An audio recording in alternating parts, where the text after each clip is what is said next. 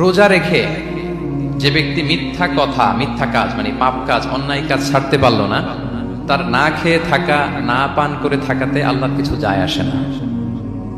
তার ওই রোজার আল্লাহর কোনো প্রয়োজন নাই। এটা জাস্ট উপোস, এটা জাস্ট অনাহার, জাস্ট আমি পানি খাইনি, আমি খাবার দাবার গ্রহণ করিনি, দ্যাটস ইট, এতটুকুই। এটা আল্লাহর কিছু যায় আসে না। এটার কোনো সিগনিফিকেন্স আল্লাহ তাআলার কাছে নাই যে রোজাও রাখলো আবার মিথ্যাও বলে, রোজাও রাখলো আবার গীবত করতেছে, রোজাও রাখে অন্যের জন্য অকল্যাণ কামনা করে, রোজাও রাখে খারাপ কাজ করতেছে, নিষিদ্ধ কাজগুলো করতেছে।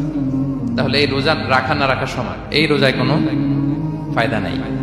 একটা ওয়ার্নিং পাওয়া গেছে না এখানে, যে ওয়ার্নিং, রোজা রেখে সাবধান, কোনো পাপ কাজের সাথে জড়ানো যাবে। আর একটা ভয়ঙ্কর ওয়ার্নিং, যেটা বেসিকলি রাসূল সাল্লাল্লাহু আলাইহি ওয়াসাল্লামের পক্ষ থেকে গভীর হুঁশিয়ারি এবং বদদোয়া, বেসিকলি খুবই ভয়ঙ্কর এই বর্ণনাটা।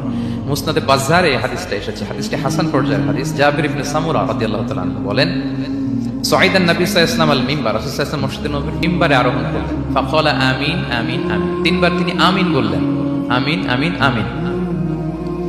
ফালাম্মা নাযালা সুইলা আন যালিক, যখন নেমে আসলেন জিজ্ঞেস করা হলো, রাসূল সাল্লাল্লাহু আলাইহি ওয়াসাল্লাম আপনি আমিন আমিন আমিন বললেন, এমন তো করতে দেখি না কখনো, কেন বললেন?